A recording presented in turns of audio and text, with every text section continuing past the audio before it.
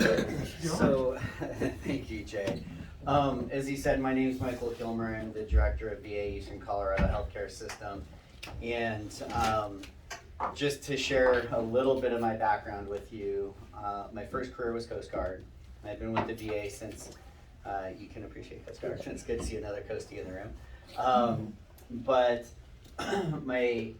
so first career was Coast Guard. I've been with the VA. Started out as an intern in 2003 and then became permanent. Started out in Washington, went to California, DC, spent a year in Texas. Never thought I'd like Texas, and I know this might be dangerous to say in a room of Coloradans, but I actually fell in love with Texas. It was a great time. And then I ended up moving to the Western Slope, and I spent 2.5 years out on the Western Slope and truly fell in love with Colorado. And when my friends back home in Washington, I grew up in a very small rural town in Washington State, raised by a Native American stepdad out there. And but when my friends back there are like, what do you love so much about Colorado? I'm like, well, if Washington and Texas had a love child, it would be Colorado. So, but anyway, I hope you see the love behind that. But so today, unfortunately, and before we go on, I just want to address, there are two media folks here. This is not my house. I defer to our hosts, and thank you for however you manage media. We're fine, but I know we have our rules inside VA walls, but this isn't my house. So if there is a camera going, so if you don't want to be on camera, just be aware of that. Maybe move your seats or whatever. Before we go on, Dustin, who do we have online? We have a bunch of staff back home. We won't introduce them, but I see we have staff that represent mental health, primary care, social work, care management.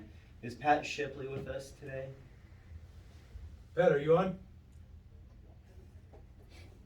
He oversees Tri-West and has been joining us on this. Are there any other? He may be 15 minutes late. Any other elected offices represented? Because I know Senator Bennett's office and others have been joining us. No, I'm there. Yeah. Sorry. Thank you. I've been seeing some of your colleagues on there too. Mario. Sorry, I confused you with Bobert. Sorry. Bennett. Now it's forever drilled in my head. Okay, so today, the news that we're sharing, what I'd like to do is we're going to take you through a formal presentation to give you the background of the legal authority this is all based in. We're going to talk to you about the process of what got us to where we are today with the current recommendations, and I want to emphasize they are recommendations. Okay, and then talk to you about what those recommendations are specifically for La Junta, but we can also share with you the recommendations for all of Eastern Colorado if you want to hear it, and we can answer any questions that we're able to. This information, I know most of you, if not all of you, will take as probably not good news. And I want to emphasize too that I'm the messenger, but you have a friendly messenger in me.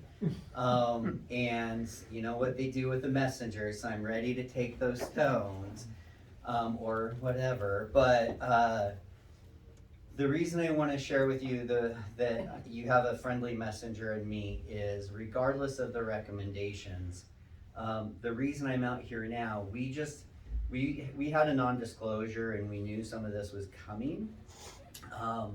But we weren't allowed to speak to it until March 2nd.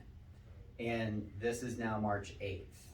That's a pretty good turnaround time to get out here. I really want to forearm you with this information so you as a community can take it and use it however you see best suited.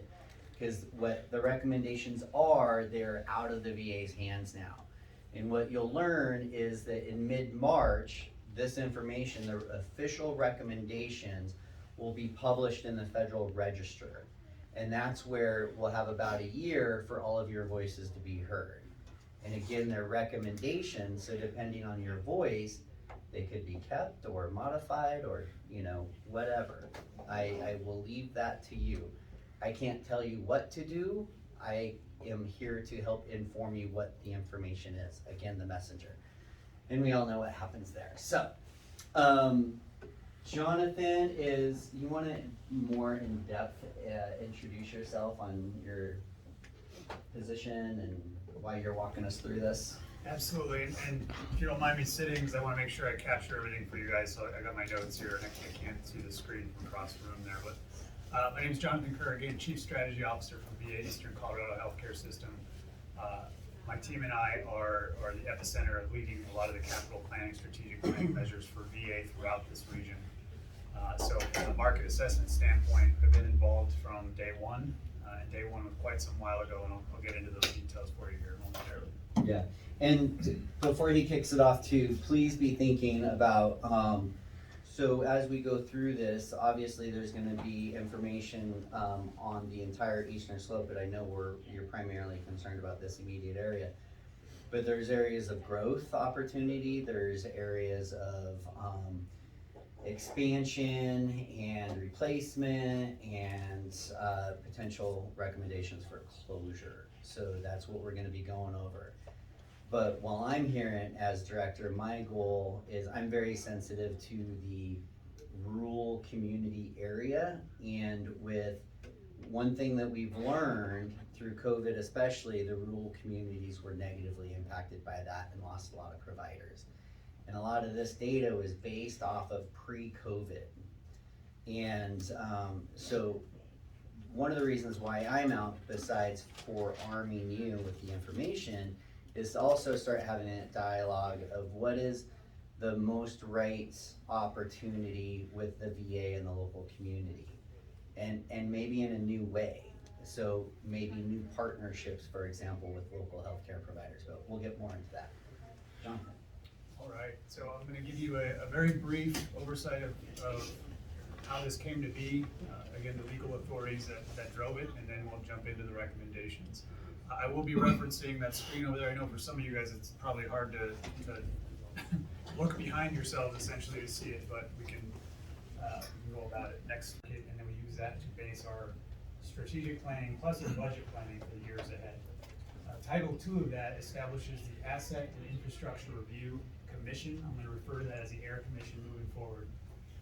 And that commission is responsible for taking the market assessment and formulating recommendations for VA's infrastructure throughout the country, right? That AIR Commission is a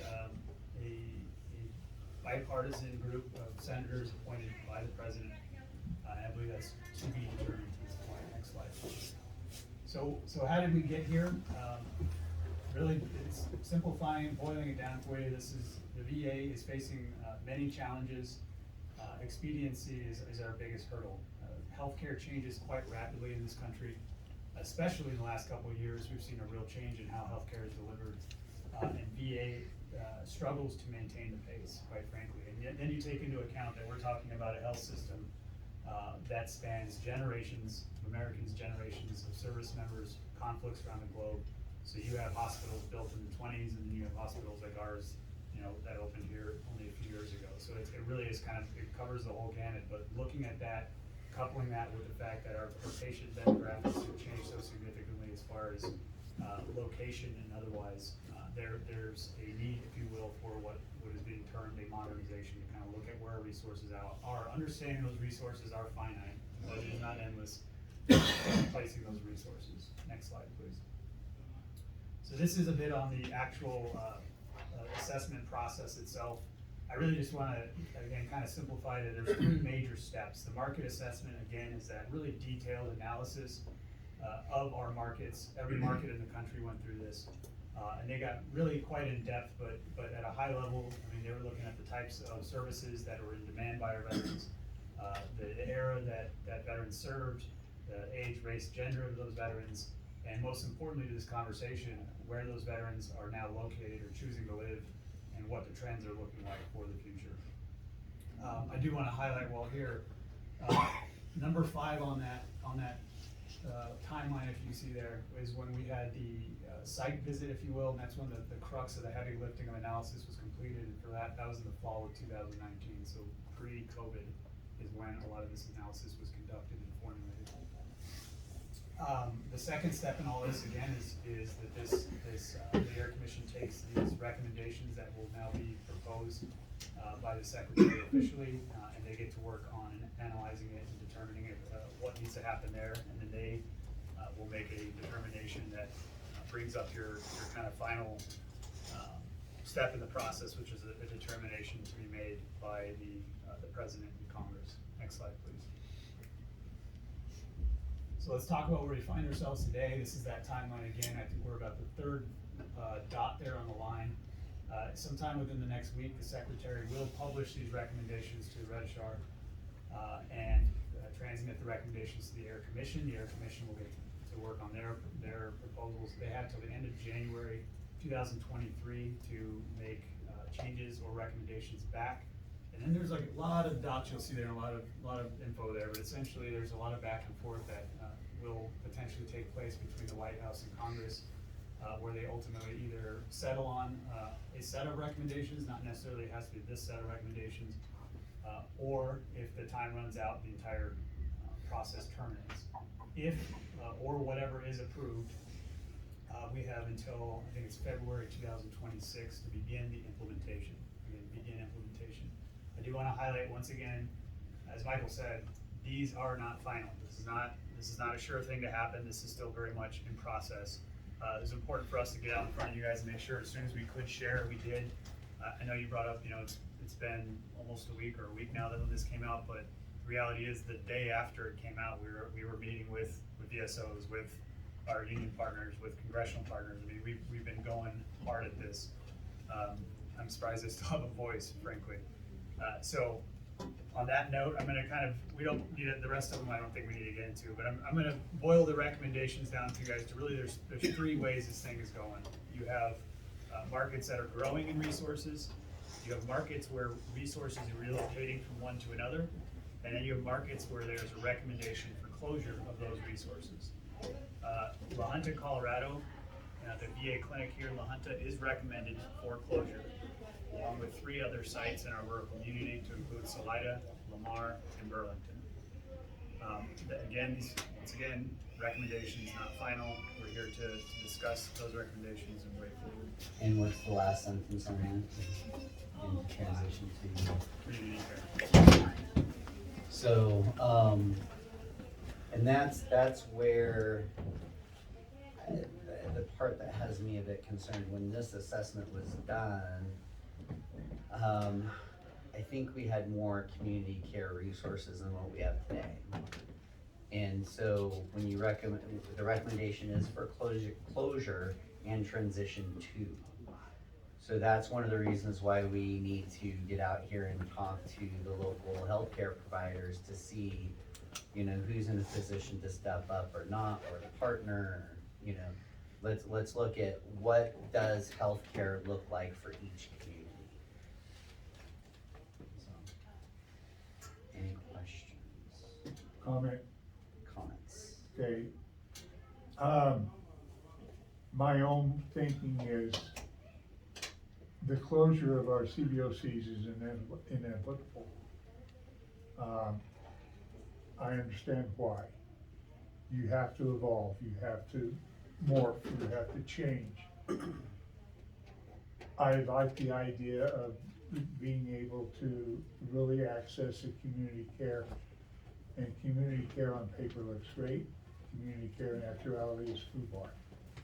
It doesn't work, it's broken. I think that if we could delay this in any way, would be good. Say, okay, they're talking about if we do closure, you're talking 2026. If we could go to even 2030 to develop and work with VA to enhance, streamline, simplify the community care process. Because it doesn't work. It doesn't work like it was designed. And what it's going to take to do that, I don't have those answers. That's why we're here today. What can we do? I mean, I think it's going to be inevitable that the CBOCs get closed at some point. I mean, they closed the hospital here. We had a hospital down here. wasn't being used, it wasn't being utilized. I understand that, I get it. And change comes, you have to make change. I don't like it, I'll be upfront with that right away, because the CVOC, and I'm gonna talk about the CVOC here in La Junta, we haven't had a medical professional in there in almost 2 years. Okay? It's closer to But three. it is still a touchstone for many of our aged rural veterans that without that CVOC, they don't get health care, period. It doesn't happen. And that's wrong. I agree with a lot of what you're saying, and to share with you, where we are right now as a healthcare system. We're currently 21 primary care providers short, and we're moving out aggressively to hire them, and that's across the system. And, on the mental health side, it's even worse. This year, we've authorized 80 new additional positions. If you add that to our vacancies that we have 127 positions we're trying to hire for. What Dr. Robinson, and Ron, you didn't get a chance to introduce yourself, you came in late, can you introduce yourself, please? Absolutely. So once again, Ron Robinson, I am an anesthesiologist by training. I'm still serving with the Wyoming Air Guard on the CCAT team up there. I actually, in my prior post, served as the CEO for 2 critical access hospitals, Goodland and Rollins County Health Center. And so I'm very familiar with the issues that we're dealing with in community care. And it's a privilege to be here to help find solutions along with you. So, thank you, but, what he and I have really been, brainstorming on with the rest of the team of how to position us. Because that data I just shared with you, kind of what's in it for us right now. So we actually just hired our first, and I think it's first full-time ever, MD provider in Burlington. And we did that because we knew, and we hired that position even though we knew this recommendation was coming out. So I share that with you to let you know that we're looking at what we can do to position us before that 2026 timeline. So when I first arrived here, it was one massive system. It still is, Eastern Colorado. But we're positioning the leadership and management of it in a mirror image. We have a northern and a southern sector. So we have 44,000 square miles to cover. That's a lot. And the way Colorado Springs and that area is growing, we needed more senior leadership down here. So we're working very well, but we had this aha moment. Both Colorado Springs and Denver Metro focus on an urban strategy. So one of the reasons, exactly, I know you know more, you live it, and I empathize. So to help get ahead of that, one of the reasons we hired our doc, and we just happened to first land a doc in Burlington, one of the reasons we went there is so we could have an MD that was more aware and sensitive to the rural delivery of healthcare. So he's onboarding, he's coming on board there, and then we expect him to start wrapping his arms around some of the other areas soon as a lead. In addition, on Jonathan's team for strategy, so we have the same thing. We have him as a lead. When I got here, it was only him, but now we have a strategy person with DOD to help manage that relationship, and we have someone for the northern and southern sector, but we're going to add, and we're working on that now, someone to help manage the rural market that could be my go-to person and my direct representative, working with the local hospital CEOs on potential strategies and better collaboration and communication. So we're getting ahead of that. The other conversation that we're having with the staff, because none of the staff want to lose their jobs, and I told them, if their clinic is closed, their job might change. Obviously, if it closes, their job will change. But our goal will be to find them a job within the system. And we have currently a lot of virtual opportunities. Because if they lose their jobs, then that's jobs outside of local market too, right? That's money out of your local community. but more importantly, the healthcare they're providing. So the conversation we're having with the teams is going along the lines of how can you be a resource for the greater healthcare system? So we're really looking at, with our staff in the rural area, while they're serving the rural veterans, how can they also in reverse serve the veterans in the metro area? Because we're short providers in the metro area too, but they could provide telehealth to the veterans in the urban areas. So we're really exploring those options, and that's where I see our rural providers stepping up and doing it. And I'll tell you, the nurses have been great. The nurses, both at Burlington and now today at La Junta, were like, it breaks their hearts when you come in and they can't directly serve you when you have an issue with community care. So we're talking to them, how can you also not only take care of the in-care clinic, but be ready to help them coordinate their care in the community locally.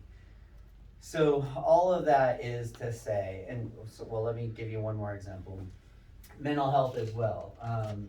Debbie Dominic, she's our new Associate Chief of Staff for Mental Health. She's on the screen. And Dr. Raymer, who's been acting, Debbie just arrived like a week ago. But Dr. Raymer and I have been closely talking about how to take our mental health providers, incentivize them to be in the rural area for face-to-face versus phone or virtual, and then whatever excess capacity they have, go virtual to the community from the urban area. Because I don't know how many of you were on that town hall where it was specifically about mental health, but we did a data poll out of that, and what we discovered is the veterans in the urban area, they're more comfortable with virtual care. And I think it's because day to day we're all on our iPhones. But in the rural area where you don't have broadband, it's not so easy to be on your iPhone all day long. You know, you're not ordering Ubers or whatever else. So I see more veterans out here with flip phones, right? Because we don't have broadband out here. So if we can, so that data, urban veterans more comfortable with virtual mental health care. Rural veterans were like, no, I want face-to-face. So we're actually in the process of hiring a full-time dedicated mental health provider in Alamosa. We have one here in La Junta, but they're gonna have extra capacity, you know, because there's not enough veterans there. But in that extra capacity, that's where they can go virtual with urban vets. So we're trying to reposition like that, and that's what we're targeting to address your concerns, Jay. A lot of things I'd like to mention to you. But, Thank no, you. you know, the coordination we're trying to work out. Sure, with Dr. absolutely. Rita. That's kind of on a second note, but I'd like to thank you for having me here at the behest of Dustin Singer. He's always telling me I apologize for not making it to Burlington. Burlington, you probably got an earful from those VFW veterans up there. They're great. Yes. And it's a great place to have lunch. Pardon me? It's a great place to have lunch too. Absolutely. On behalf of the American Legion, let me, we stand behind the American veteran, and anything that disrupts medical services, benefits, or cemetery issue, anything that disrupts that, we're against. 3 years ago, I'll give you a bit of a background. We jumped in there 3 years ago under your predecessor, Sally Hansfelder. They wanted to close various clinics here in Colorado, and we fought against that. Yes, that is correct. You can ask the Union Army. So that fell through. That went flaming down. So this is not a done deal. What I'm here to do is let you know that the American Legion supports the communities. This needs to be a community effort, and it's important that we take care of the veterans in the field. Now, what we're working for, Michael, is we're working, and we know we got to be flexible. So that being said, I'd like to read you for your benefit. So Ralph Bazella, our national VNR chairman, has met with Secretary Dennett McDonald. Mm-hmm. Ralph is in Washington, D.C. today. Actually, it's the last 3 or 4 days. And the national commander, Paul Diller, gave testimony before Congress this morning. So the American Legion, if you don't know, is a legislative body, also a lobbying body, because we're a 501c19. That means we can use any and all of our funds to legislate Congress, such as the GI Bill. So Ralph had addressed, talked with Secretary McDonald, and and he wants to send his compliments today. Ideal, he did say good afternoon. He's asking if the secretary has made this decision already. In other words, it coincides with what you're saying. This is just a recommendation. It's not a done deal. Where is it posted, or did he tell Michael that this is going to happen in Colorado? So these are the recommendation through the VISN. People have to understand there's all VISNs across the United States are making the recommendation to the Secretary of the VA. So someone in your department must have gave a recommendation for these closures, potential closures. Is that correct? Strategic planning, John? That's not correct. Not, who? That is not correct. Okay, well then, explain to me, where did they derive from, identifying those clinics? Who gave them that information? So that stage I said back in fall 2019, with the market assessment contractor. So VA paid a lot of money to have this independent contractor firm come in and do the analysis nationwide across the country. Okay. They came in, took feedback from us, from veterans, from DoD partners, from everybody, and they formulated their own recommendations. Okay, and I'm glad you brought that up, and what I'm trying to identify to this audience, that these outside contractors identified these clinics. Okay, They we're a reviewed- piece here. They reviewed every clinic Yes. across the country. So everyone here would know that. It was an internal from like you're saying. So I stand corrected, my apologies. In other words, your Secretary of the VA, McDonald, told us at our VNR meeting this past Saturday, a couple days ago, that he would make his recommendation, of course, like he explained, under the Federal Register in March 14, 2022. And just to go back to regress what Jay had mentioned, Fort Lyons was operational here for years. And when they signed for the closure of Fort Lyons during 2001, President Clinton signed it off from a bill written up by Wayne Allard, a Republican senator out of Colorado. Anyhow, when they closed Fort Lyons, they promised the veterans in the service area of Fort Lyons that there would be no disruption of medical services. So that will come to play on this. So just to give you a bit of a heads up. So this isn't to coincide with you. This isn't a done deal. We want to work with you and the community, to keep and preserve the services for veterans. Tom, can I just make one comment there for you? Thank you. I was not aware of any proposed closures before under the previous director. Okay. If there were those recommendations, that probably would have been a local recommendation. So the thing I'd ask that you just be aware of in your strategy of how you respond is this is based in law. This is a legal requirement with the Mission Act, which is much bigger than the local director. So, two different approaches there. And the American Legion, the President Trump signed the Mission Act into being, into law in front of our Reno Assembly 3 years ago. So we're very well aware of that. And this is not arbitrarily, I can't make those decisions on my own, I'm just presenting the facts as we know it. But the American Legion National Committee will be here.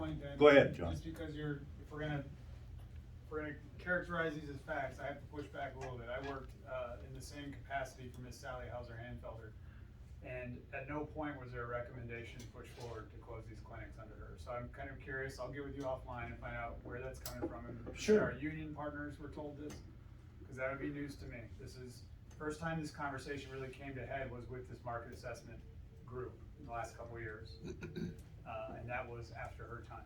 So I'm bringing it to this attention because it was brought before the American Legion and we jumped on it. Ralph Bozzella, who you're very well aware of, he's our national VNR chairman. He is in Washington DC. He's also a Colorado native, a member of American Legion Post 32. He's a great American. And he'll answer that. Actually, I'm bringing this on behalf of him. And so if we're gonna have any dialogue, our Colorado senior leadership would truly like to be involved. But once again, our position is support the veterans of these communities. And that is we share that goal, and that's why I'm out here at the trade show. Thank you. And I haven't heard of any other healthcare leadership across the country getting out in the community like this. Michael, Yes, sir. at some point, we're gonna lose some of the CBOCs in eastern Colorado, whether it's all four of them, one of them, two of them, or whatever combination. And one of the things that Jay's pointed out, we've talked about in the past, is the capacity to expand community care in these rural communities, because we're pretty well assured that they're in the same position the Yep. VA is. Yep. They are short providers, and they have a hard time It's recruiting nationwide and problem. retraining, Yep. retaining providers. I'm on a rural Colorado Veterans Outreach Engagement Board, based out of, most of the members are spread out throughout the state. But the people that kind of coordinate and keep us and focused and find VA researchers to present their ideas, and the research projects into us are really coming nationwide. A couple of months ago, we heard from a group that's out of South Carolina, and they're working on providing medical service to rural veterans. And so it's not a local problem with the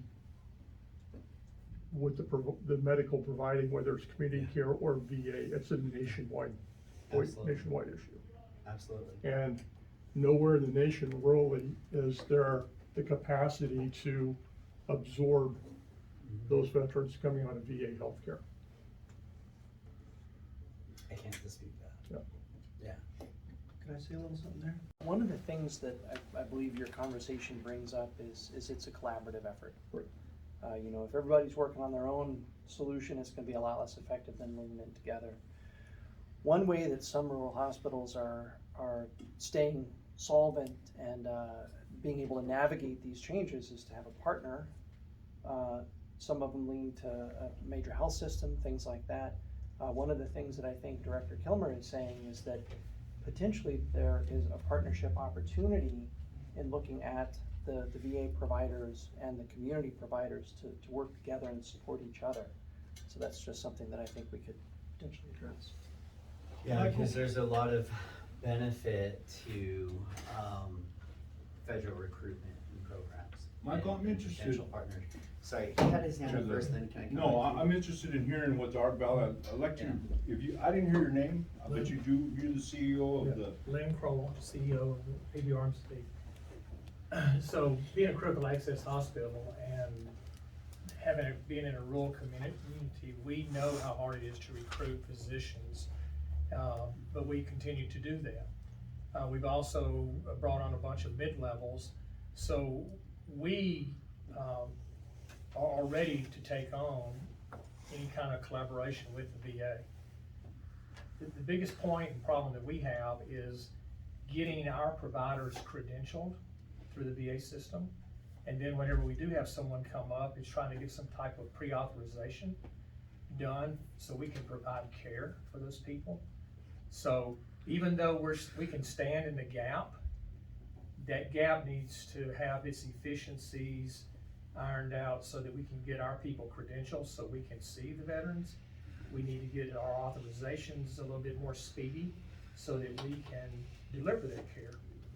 So we're ready to go with our clinics. We've got physicians, we've got mid-levels that can take that on. Yeah, I look forward to meeting with you and getting into the weeds on some of that. We can bring the appropriate people from both sides of the house together. Mission Act has had an interesting path. When come on, Jay, I can't say what you're thinking. But Just say FUBAR. well, it's been interesting going from the choice and accountability to where we are today, from back to a fee basis when it was back in the day, But right now we do have a good partner, and frankly, we've had the last 2 years. It's been interesting just hiring across the board. I think everyone's struggling to hire. You see on the news the Great Resignation and all that. We have not been immune to that. We have a number of vacancies in community care, and that is an area that we're staffing up because, when we changed from choice to mission, the process changed, and now we're carrying a different workload, so we're staffing up to that. And we're getting there, but it's not where it needs to be. So we've been renting the space to the clinic for the past Yes, sir. 22 years. And how long have you been there? I've been here 24 years. 24 years. Okay. So if the clinic was to close, we would still designate that area to a clinic that would, you know, be for the veterans. So we're not gonna take that for any other use. So just check that box. Michael, if I may ask the CEO some questions. Absolutely. Of interest. At our facility. At your for facility, yes, 22 sir. years. How many? 22. 22 years it's been there? Yes, okay. And Karen Barks at one time was a clinic manager with you, she would work with you? I believe so. Okay, and of all the requests and items, and this is just in general, for health and ancillary services from your facility, how was that working with the VA or getting paid? There's always that question of them, you know, fulfilling their end of the contract. Did you have any issues concerning that? In all honesty? Do we have any? You did? Let me ask. my Yes, group. yes. It'd usually be about a few years before we would get payment for services provided to veterans. And How long? Like 3 years. Up to? So like roughly about 2 years, 2 or 3 years. It wasn't very quick at all. Okay. We would usually, in fact, we actually usually get payments from 2015 services Okay. that are rendered today. Thank you very much for your honesty. Thank you. What exact, and I'm gonna lay this on the VHA, is what is the exact process to obtain healthcare through community care? You hear one process, and then you hear another process, and then you hear a third process. We don't know. Education to, well, people like me, I guess, or like Don Flores, and tell us, well, you gotta make contact. Who makes the initial contact? The veteran himself, the clinic, an outside provider who's contracted? Who makes the initial request for an authorization? And then why does it take anywhere from 4 to 6 weeks to get an authorization? And that's what's happening. And you got a critical situation, 4 to 6 weeks don't cut it. No. You know, they're, my way of thinking is should be some kind of pathway that, okay, I have a heart attack victim here, and we need to get, we need to get an authorization so he can have bypass surgery, or he's gonna die. It takes 4 to 6 weeks to get it, he's gone, forget it. That's wrong. A critical situation like that should not be taken 4 to 6 weeks. Well, it is, it is. If you're aware of something like that, call us. But what I heard you say in there though is there's a general lack of understanding. Exactly. And if you help us set up a town hall with the right people, as the county VSO, we can partner with you and we can have that town hall and help educate people on the benefit and how it works. That would help, because I bet, well, how do I get an authorization? Mhm. Well, I've been told it has to come from the clinic. No, if someone's I've having been a told heart that issue you like can what do you it just, yourself. yeah. If someone's in immediate threat like that, they should be going to the emergency. Oh, yeah, I will say that the emergency urgent Mhm. care hotline, through community care, that part works, and it works great. Okay. That's one part that I can say, that's a good one. But again, it was education to, the veteran themselves, or the veteran's family, or the hospital, or trauma center, ER staff. Call this number. You got a 72-hour window, call them, takes 5 minutes, and it's done, it's taken care of. Again, Yeah, there's still been a few hiccups with that, but it's on the back end with the billing issues. yeah. And usually with the billing issues, it's not so much the provider itself, it's if the veteran has been in the back of an ambulance for the ride. The ambulance companies have caused Personal us experience. lots of billing issues. And that's kind of a different story, but how do we help educate those those medical transportation companies on the proper billing procedures. Well, that and the issue of, Tri-West, who did not retire from the You military. know, it's TRICARE. Yeah. Oh, Tri-West, TRICARE, yeah. And Tri-Care, coincidence, is their names are a lot alike? Yeah. I don't know. I intermix them too. It's, yeah, But I get a lot of billing issues because the billing's done wrong. yeah. And it's simply because the providers are not educated as to who do I bill? Mhm. You know, I mean, I had one provider call me, well, I sent it to Tri-West, or to Tri-Care, they sent it back, so I sent it to Champ VA. Yeah. Why?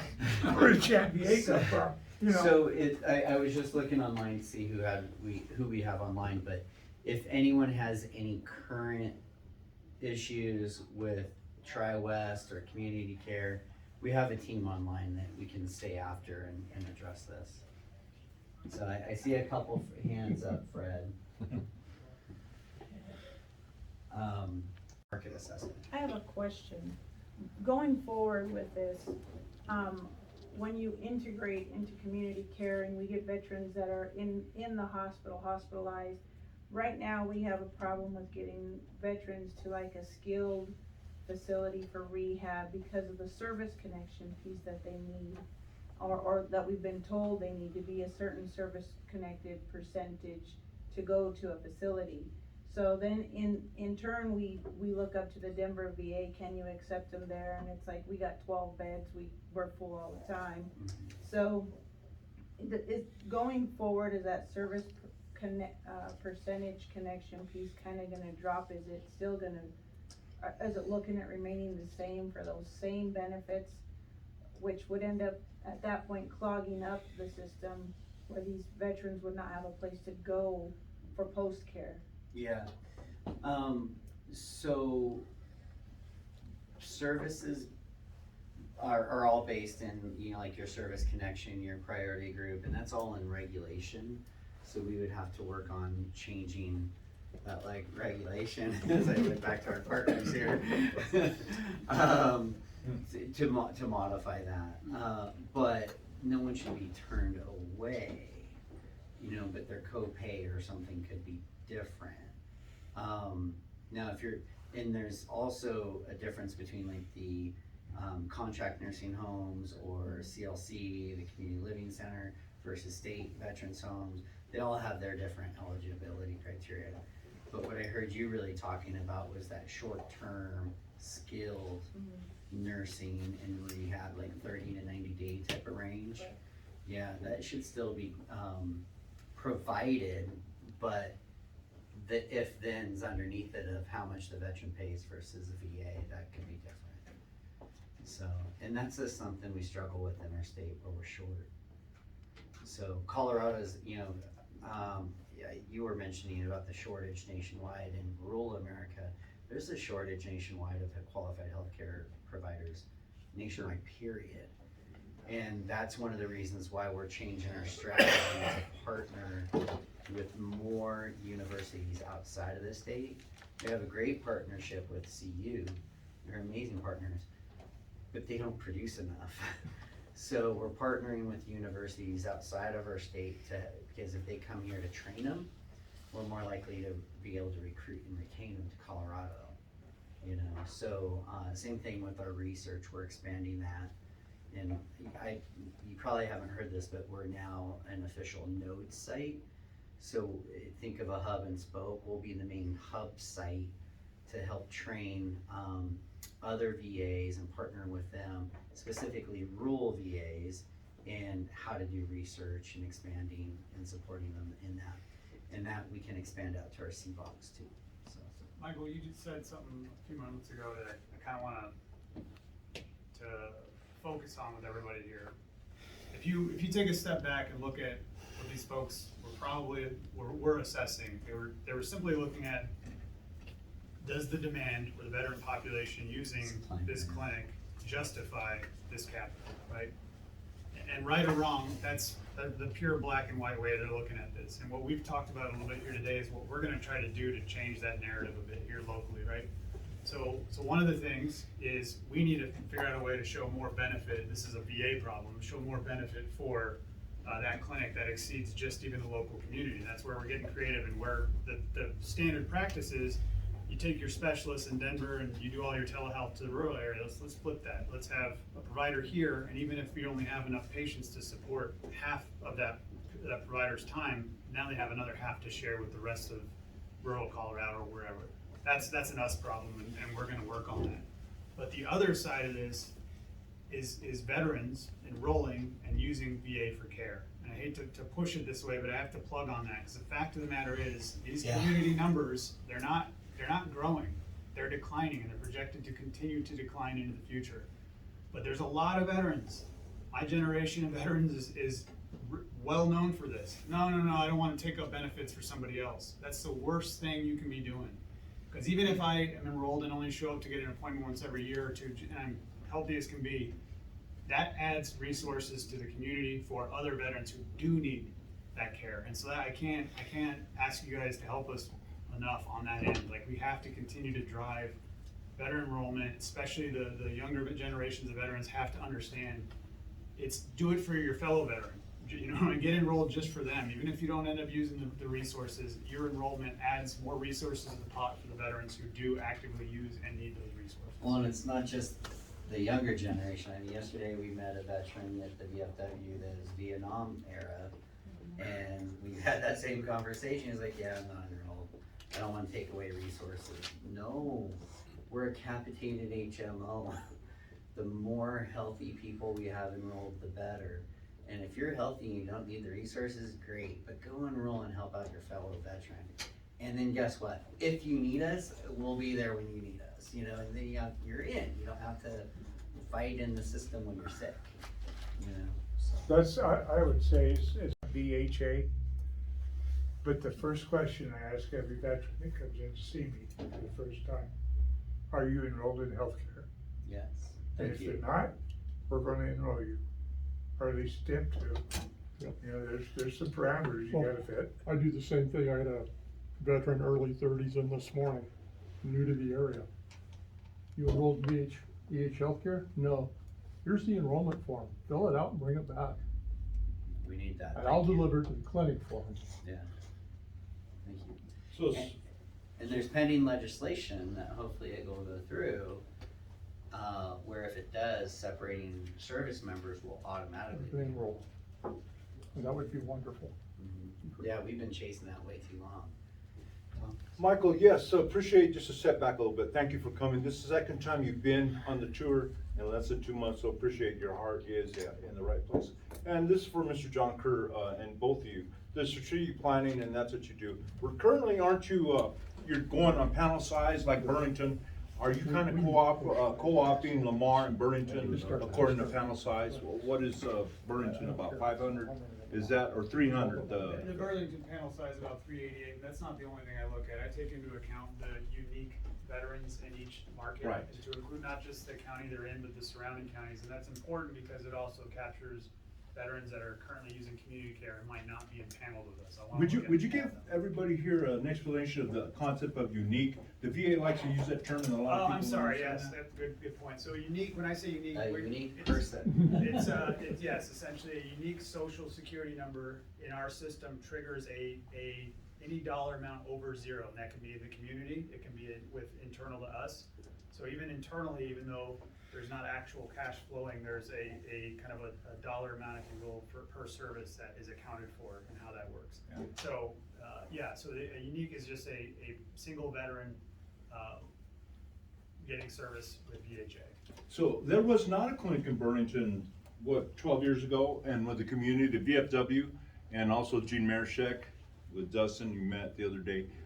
They purchased that building, and they got that building. Did they work to get that building? Yeah. And then asked the VA, and the VA was accommodated them to help them and work on that. And but I know that there was further. My question is don't you co-op with both of them? Doesn't the provider come from Lamar to Burlington and vice versa, or they work Oh, I together? see what you're saying. So wouldn't that has work with changed. Lahana too? With Lahana, maybe Pueblo? I know you you get the the nurses out, when you're having a nurse that's on vacation or something, you'll send someone from, one of the other clinics to backfill the support service here, or the clinic here.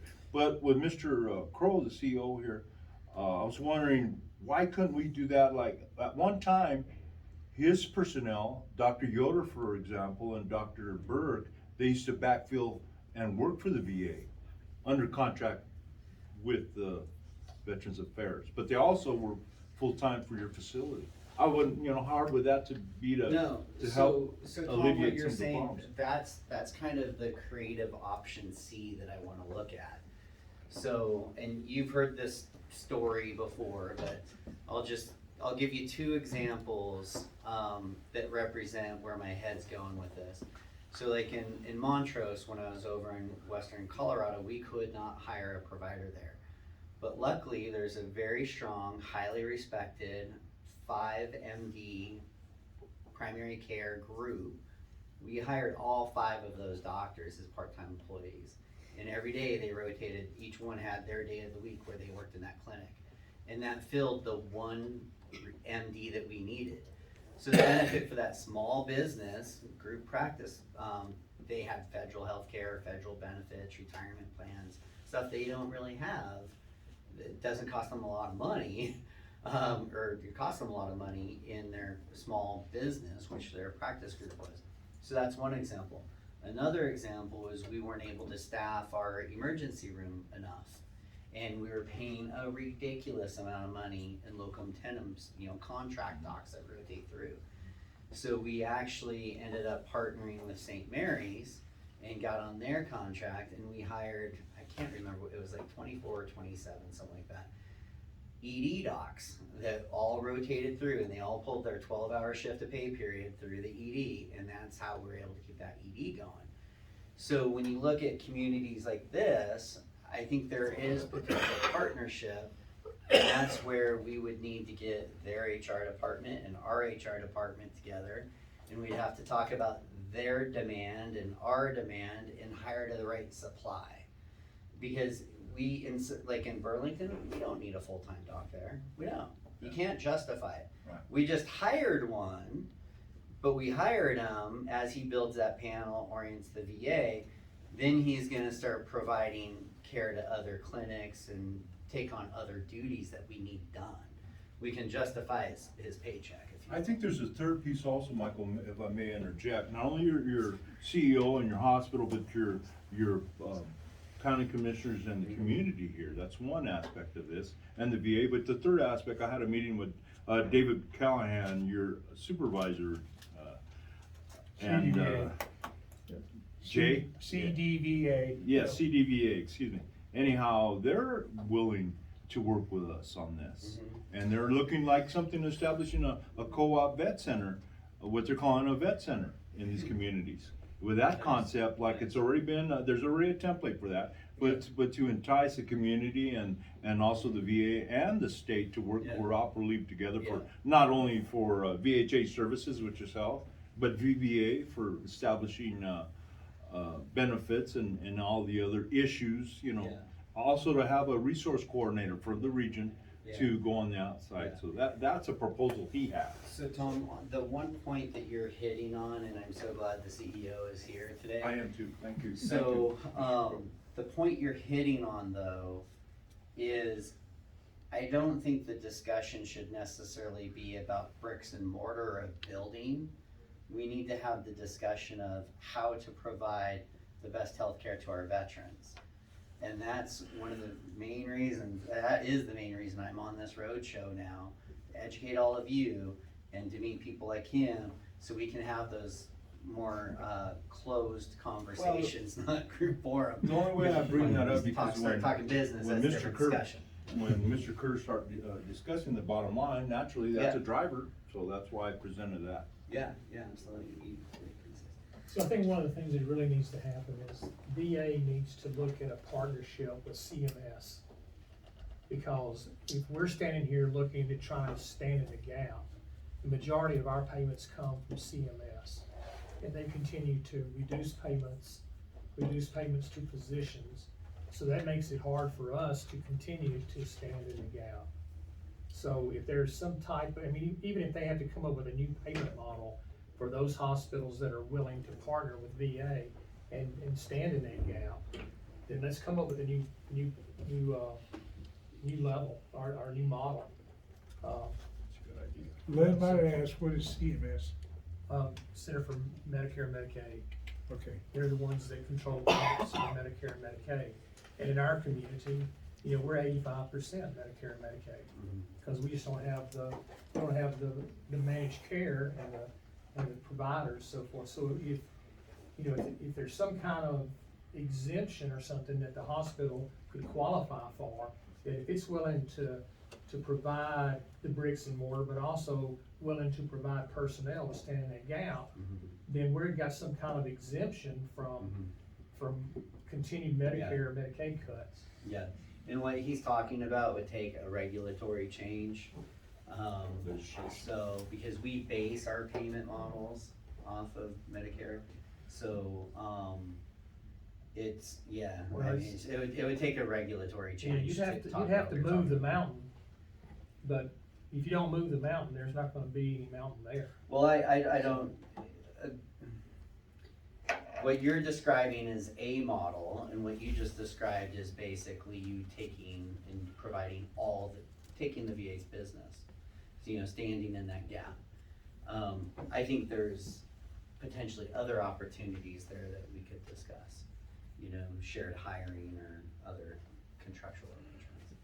Yeah, but I can't keep up that pace if CMS is continuing to cut my payments or take away my payments. So agreed, and so I'm glad we have a rep from defendant's office. Yes. I hope she's. Out of Alabama that said they support people like the doctor was mentioning, and only through the care program of humanitarian needs and also for veterans of indigent nature, and that's how they key in the funding. Now, I'm not saying all of us are broke out here in the rural areas, but you know, you have that in this, you have that in the Front Range too. The number of homeless is astronomical right now. Yeah, and that's one of the easiest way to qualify, besides service connection, low income is one of the easiest way to qualify for VA healthcare. He says they target them for being indigent. They have a higher, for some reason they have a higher threshold in the South. Should be the same threshold, I'll have to look at that, it should be the same eligibility requirements. Through the VA, I mean, through the Fed, but Yeah. something to deal with the state. They must have a different setup with the state partnership. Yeah, there's rules around, it's a percentage or threshold of the median income, and so the median income would be different based on different areas. Okay. But I'd like to thank the CEO for being here. He brings a lot. My question is, as a county commissioner, I'm sure when this comes out in the public, we are gonna get called. So, can I give them your phone number to call? The answer is yes. Yeah. I mean, who do we have them get a hold of? Because I'm not gonna be able to answer the questions. It'll be, Thank you. There you go, sir. you're the one. Okay. So there's a lot of information on the website, that's coming out. And, but you as county commissioner do know how to help them raise their voice with their concerns. And that's probably the most important thing. And so this will publish on March 14th, and so on Monday it goes to the Federal Register and on va.gov. You'll be able to read the full report of all the nationwide mark assessments and look for Eastern Colorado healthcare system. And, thank you as the county commissioner being here. So I will say that the firestorm has already started. Your last Friday evening, at Town Hall, I was listening to it. I guess I didn't get my name in quick enough because I had some questions. That's okay. Could you hear us or? Oh, yeah, Okay, Yeah. we've had some people tell us they couldn't hear us. yeah. They No, got I was disconnected. sitting in the parking lot waiting on my wife to come out of her office on my cell phone. But anyway, the firestorm has basically started, and the first thing they're gonna see is the clinic's closing. That's all they're gonna see. And so, and that's already coming about, and, that word was spread a little bit over the last couple of days, and I got a phone call yesterday. One of the major news outlets out of Colorado Springs wanted to talk to me about it, and I said, well, I'll talk to you about it, but I don't know what I can tell you, because it's not all out there yet. It's not all there. I will say that, is the clinic gonna close tomorrow? No. No, it's not. That was part of the misinformation, and that's a big problem. There's a lot of misinformation going out. Yep. And I think that if we can, and I would address the commissioners with this, look at this, and I've got a copy of it here, if you wanna, I'll just give it to you guys, you can take it up, peruse it. This whole review thing, review it real well and let people know. We have time, not a lot, but we do have time. And we've got work to do. Definitely we have work to do, but it's not like it's Armageddon. We can make something happen, but we have to work at it.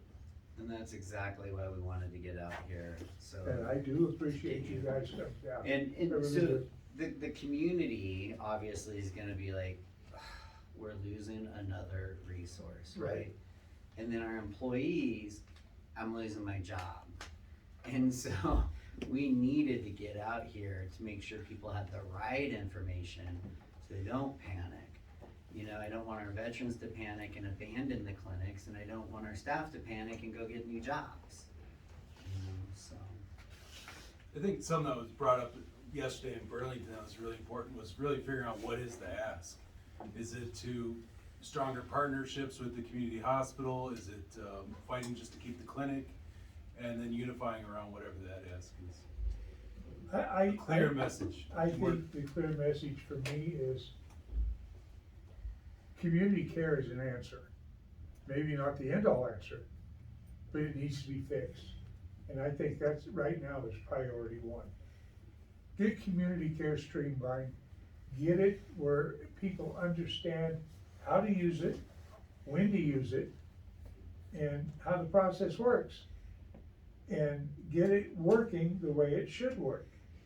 Cause it's not just us not knowing how to start the process gets bottlenecked. I can't tell you where exactly it is, I have my ideas, but I don't know. But clean that up, get it working. Agreed. And you get that done, now the veterans say, well, I've got something to fall back on. I have a touchstone again. This is a big thing, you know, the telehealth issue that when it first came out, oh, you wouldn't believe the kickback I got on that. I said, doctor, you know what the devil's wrong with me over at TV? That's turning around. That's turning around. They're starting to understand it. It does work. The only real problem I kind of see with it right now is there's a big turnover with telehealth doctors. Yeah. I don't know if that's part of the VA program, No. or if it's just, I don't wanna do it anymore.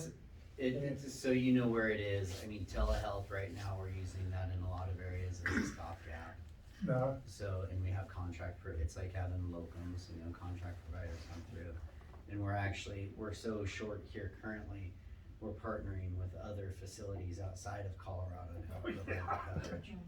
yeah. So, The last one it's a we had, I stopgap. think he was He was in, working in Salt Lake. Arlington, Virginia. And the Lived in one before Arlington. that was somewhere in Florida. yeah.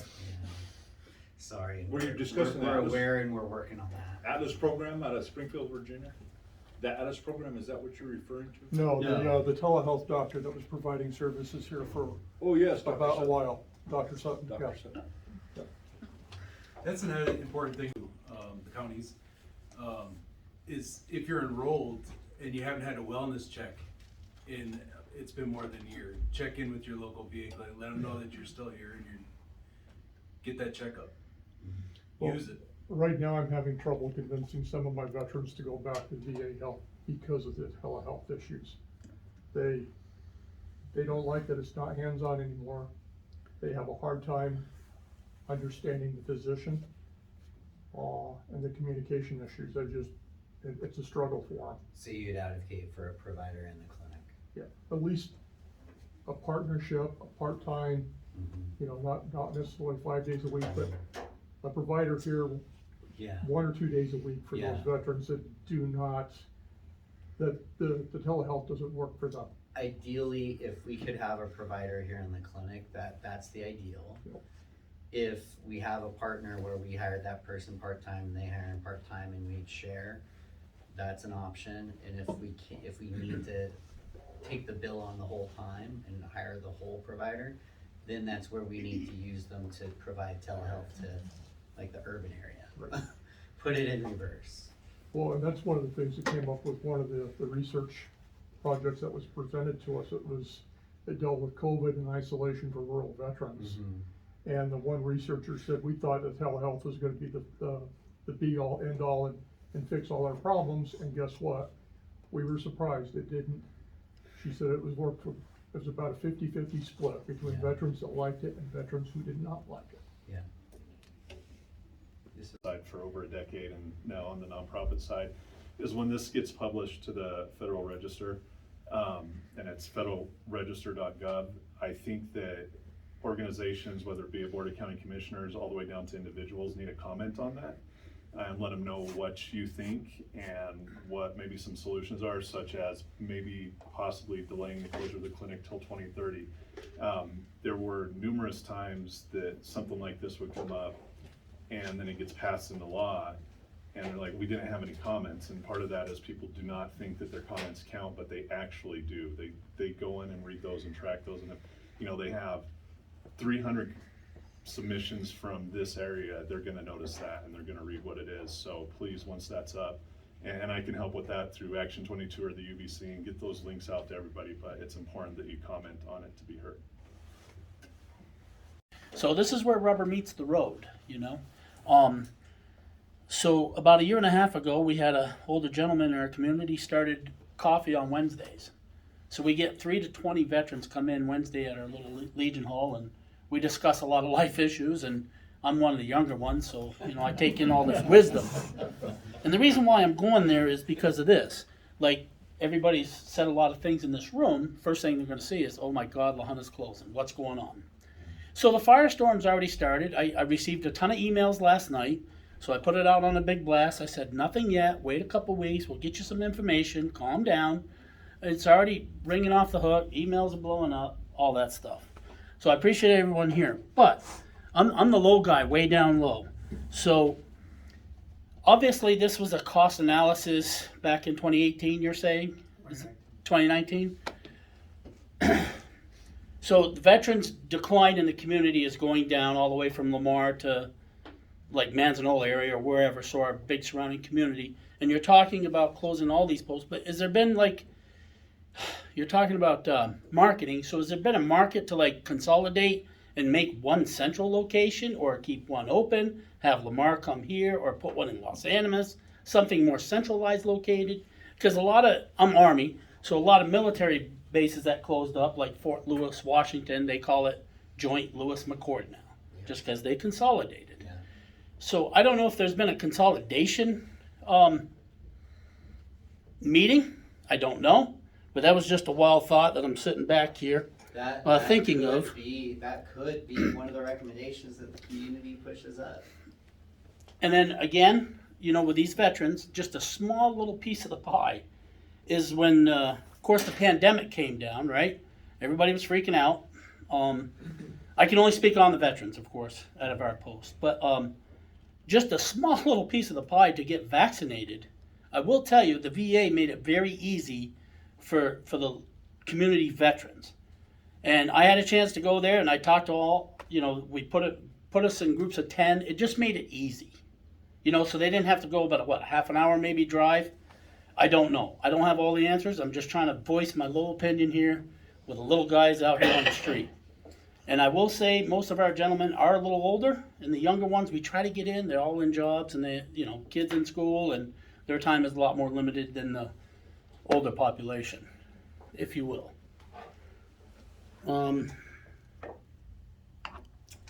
Those are just my little highlights. I I will put out an email to all my group, of course, try to let them know, because that's where rubber meets the road, and I will make sure they're all, I'll at least get the word out, at least to, make sure they're in the VA healthcare, if they're not. I'm guessing most of them are, but I will make sure they do. Enrolled and active. Enrolled, yeah, so, and then part of that was,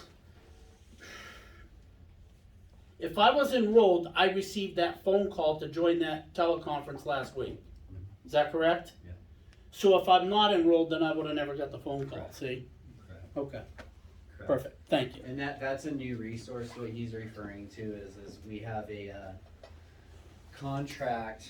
I mean, we cover such a vast area, so we have a contract where we can provide a virtual town hall through audio, and it gives us like polling access and surveys, and we can go live, so you can ask your question live. There's a team of people that will triage the questions, and Sure. those are the ones that we answer, and then if it's not answered, the team's supposed to answer and then respond back to the people. But it's a great system because we can invite up to 10,000 people. And so far, gosh, since we've had it, we had a dedicated town hall just for women veterans across the healthcare system. Yeah, I put One that up. dedicated on mental health. We've had 2 now for rural communities. And the last week's town hall, because we are limited to 10,000 people, and we're currently serving around 100,000 veterans, and I wanted to keep the urban area out of it. We invited the rural communities that had recommendations along with Alamosa, because I didn't want then Alamosa to be like, wait a minute, they left us off the list, we're being closed. And I'm like, no. So we invited our rural communities, so that's who was on it. Thank you. If you're from Salida, press 2, so we had an idea of who dialed in from where, so we could get their input. So, thank you for your Yep. words. The right mental picture before I leave here. If I were a veteran and this clinic closed, I would flow into any of the doctor's offices that are around here, just like I would any patient with private insurance or a commercial insurance, or have the option to drive to a clinic somewhere else outside of my hometown, correct? Like go to Pueblo or... Partially correct. So you wouldn't just flow into any office. You would need to go to an authorized, a VA, you know, someone in the network. You know, just like with an insurance plan, you have in-network, out-of-network. You'd have to go someone within the Tri-West network that's a recognized provider. That would be an option, or yes, go to another town where there's a VA clinic. I would ask Lynn, of I had a visit with Richard Chan this morning. He worked me over good. Anyway, I had a visit with him a little bit about the new providers that have come in to the AVRMC. Do you know how many of those are connected or contracted to VA? We reached out to Tri-West back on March 8th of 2021. As of right now, we only have about 3 providers that are credentialed. The rest of them are in the credentialing process. It's just taken an extended amount of time for it to get put into the system. Right now, I believe we have Dr. Jackson, Debbie Rossi, and Dr. Aguilar that are currently in the network with Tri-West. But all of our providers are in that process. They just haven't been authorized as of yet. Well, allow me, if you will, let me rattle Tri-West chain a little bit. Well, for you. actually, the regional director is on right now, so. Pat, are you there? Pat, Fix you, get your chain rattled. And I would love to get with them. Yeah, after- and Michael, after that's been one of the problems, is getting the local providers either credentialed or re-credentialed if their credentialing expires. did we lose him? We'll see if we can get him on. Is Fred still on? Yes. So Pat, one of the questions that came up is the local healthcare group, they have a laundry list of providers. They're waiting for their credentialing that started back in March of 2021. He the individual there can send me an email at p.shipley@trywest.com. I'll get you a status on those before the end of the week.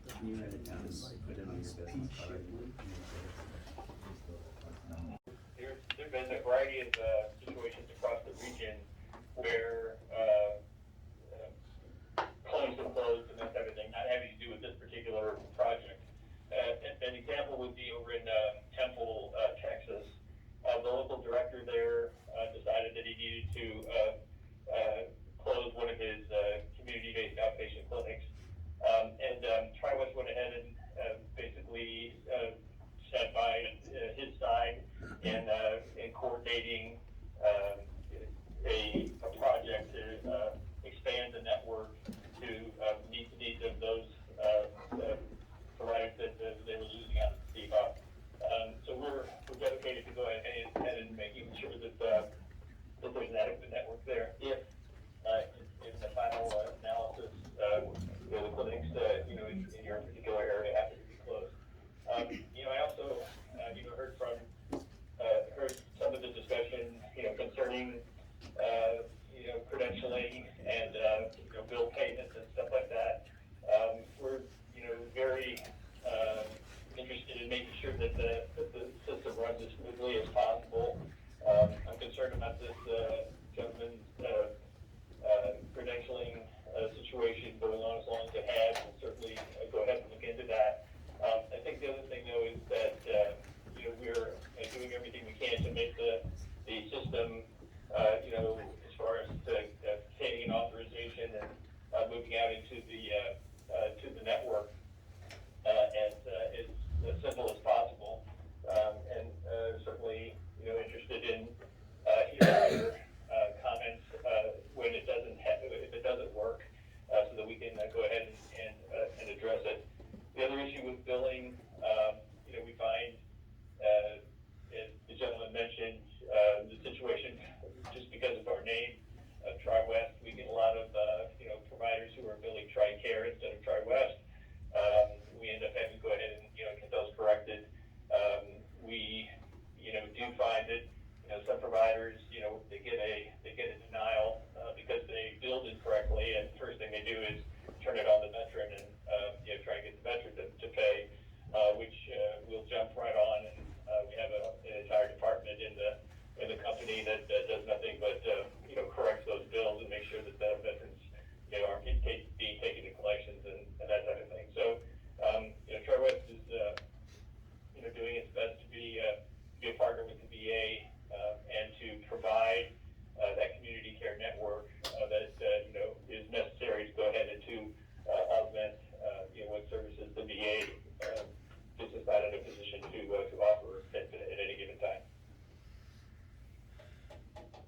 Any questions for TriWest? What point was he trying to make? Does it take so long? Like he's saying, why does it take so long to get the credentialing done? Just, Well, part of the issue has to do with the fact that we with the change in the various programs between Choice and then PC3 and then the Community Care Network, the requirements put on TriWest by the VA to credential the providers actually changed in each of those iterations. So all of the providers that we had credentialed under the PC3 program had to be re-credentialed, and we're talking over 700,000 providers in the 23 states we're responsible for in the United States. So it was a tremendous project to go ahead and just take that on. There's no reason why it should have taken as long as this gentleman is experiencing. And so there's obviously some kind of an issue there that we need to go ahead and take a look at. And normally, for a brand new person who's just joining the network, if they're responsive with respect to their documentation and that kind of thing, they should be credentialed in and taking referrals within 2 months.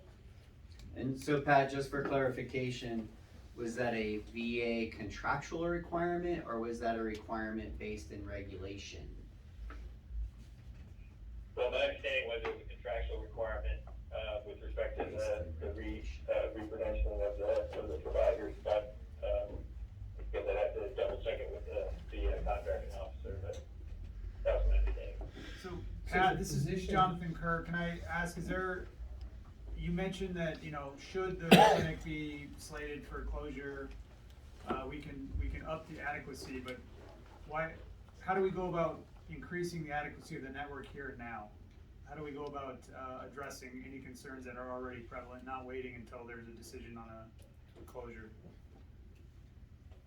We haven't, well, first of all, we can go ahead and size the network throughout the entire region, based upon, what our initial modeling was when the contract was awarded. Obviously with COVID and that type of thing, it's changed the impact on the models, considerably. So what we're doing now is we're utilizing what we call a demand capacity tool. In other words, if a particular VAMC can identify a void in the network, or if because of changes in available providers or whatever, there's a change in the demand for a given specialty, we're going ahead and taking those on as individual projects and recruiting for those particular specialties directly. So we do have a mechanism for identifying the voids in the network and then going ahead and doing the recruiting necessary to make sure that we get those filled. So if the provider is credentialed by the hospital, which operates under conditions of participation from Medicare and Medicaid, why can't you just accept that? Exactly. All the credentialing requirements that are imposed by the contract, are all stipulations that are directed to us by the VA. We have the contract that we have with the VA stipulates exactly, how we can go ahead and we can contract with the individual providers. And the reason for that, of course, is because they're trying to keep the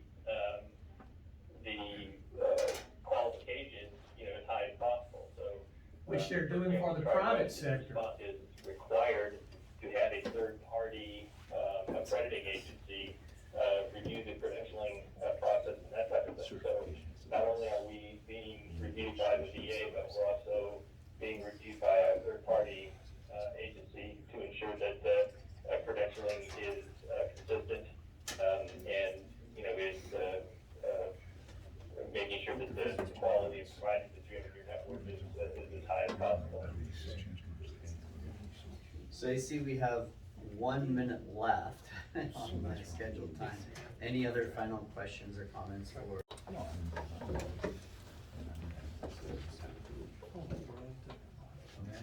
I, for one, want to thank all these people that have traveled, and Secretary Kilmer, Singer, Jonathan, thanks for coming. Mr. Kroll, I'm very pleased to finally meet you. And young lady back here in the back, I'm gonna have a visit with her before she gets away from me.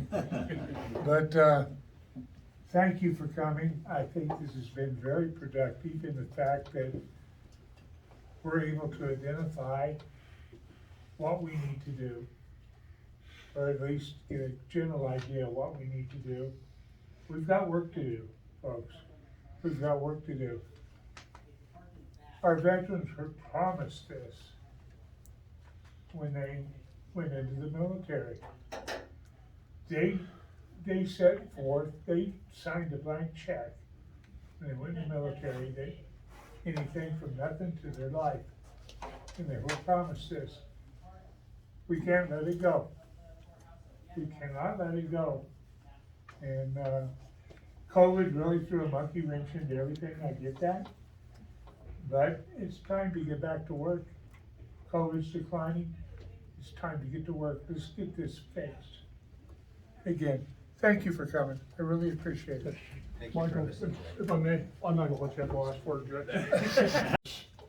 And I think that the work is gonna start with getting out to our veterans and getting the word out to them to start utilizing the clinics.